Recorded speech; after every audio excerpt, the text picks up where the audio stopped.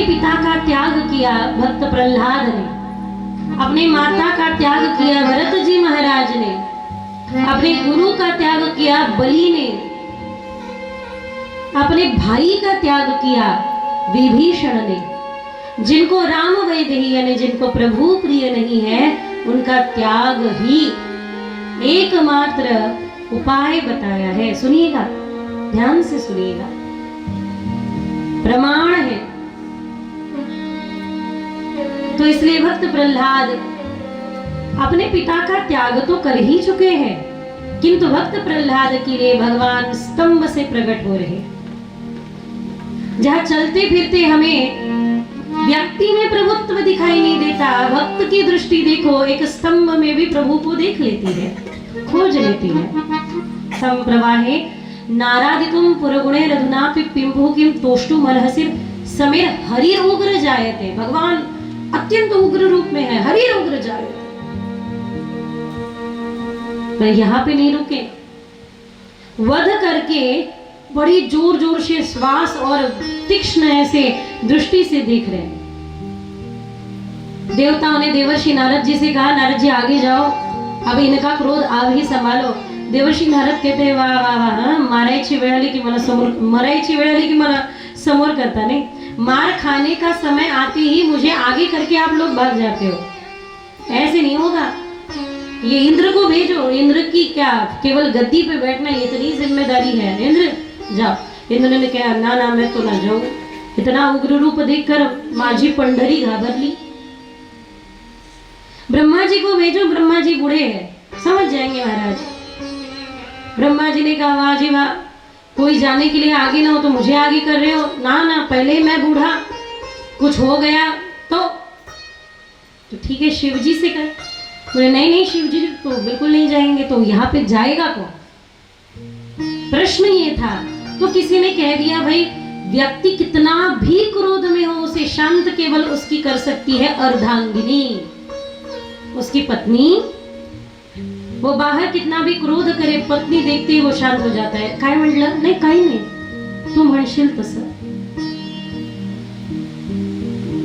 महिलाओं का सप्ताह है भाई, उनकी तारीफ तो करनी चाहिए। केवल महिलाएं एकत्रित आकर गाव के 2 सप्ताह होते हैं बाळू दादा, गावामध्ये 2 सप्ताह होतात। हा महिलांचा सप्ताह प्रसिद्ध आहे, तो पुरुषांचा सप्ताह प्रसिद्ध आहे, बरोबर ना? ऐसे ही है। चांगलं,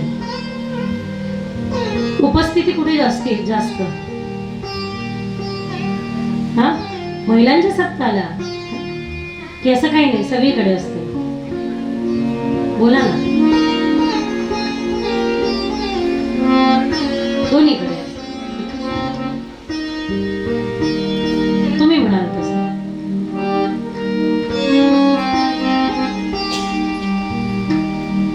तुमची जी टिकली आहे, कधी कधी तुम्हाला ऐकवते ना, मी आहे म्हणून मी टिकली, कळलं नाही? हाँ, तो जो महिलाएं हैं वो केवल सामने दिख जाए तो पति बाहर कितना भी शेर बन के घूमता हो, घर पे तो शांत हो जाता है।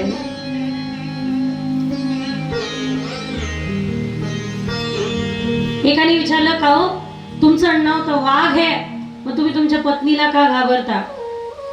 तो म्हणे, माझं आडनाव वाघ आहे, पण तिच्या माहेरचं आडनाव वाघमारे आहे ना, मी काय करू सांगा? डरना तो पड़ेगा भाई। तो कहने लगे, लक्ष्मी जी को बुलाओ। लक्ष्मी जी ने बड़ी तैयारी की और लक्ष्मी जी चल पड़ी। लक्ष्मी जी बड़े सुंदर सज धज के, क्योंकि उनको एक ही रूप पता था, शांताकारम भुजंग शयनम। आते ही देखा कि प्रभु का ये विचित्र स्वरूप अब तक नहीं देखा था। मैया तो वही रुक गई और कहने लगी, हमसे तो नहीं होगा। सबका ध्यान फिर एक और गया। इस उग्र रूप से सब डर के भाग रहे हैं, किंतु एक ही वो नन्हा सा छोटा सा बालक जिसे भक्त प्रहलाद कहते हैं, वे भक्त प्रहलाद जगत को आह्लाद देने के लिए प्रगटे। प्रहलाद उस स्वरूप के आसपास नारायण नारायण नारायण नारायण गाते गाते गोल गोल घूम रहे हैं।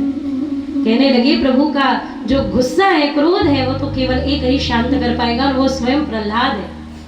प्रहलाद को प्रभु की गोदी में बिठा दो, प्रभु शांत हो जाएंगे। प्रहलाद जी को गोदी में बिठाया गया। प्रभु अच्छा व्याघ्र रूप में है, नर और सिंह रूप में है, तो क्या कर रहे हैं पता है? अर्ध नर रूप में, अर्ध सिंह रूप में भक्त प्रहलाद को प्रभु अपने जिह्वा से चाटना शुरू कर देते हैं। थोड़ी देर के लिए सोचिएगा क्या दृश्य होगा वो, जहां प्रेम से भक्त को प्रभु चाट रहे हैं। कोई बात नहीं, यहां भी बैठ सकते हैं, जगह है काफी। सुनिएगा, ध्यान दीजिएगा।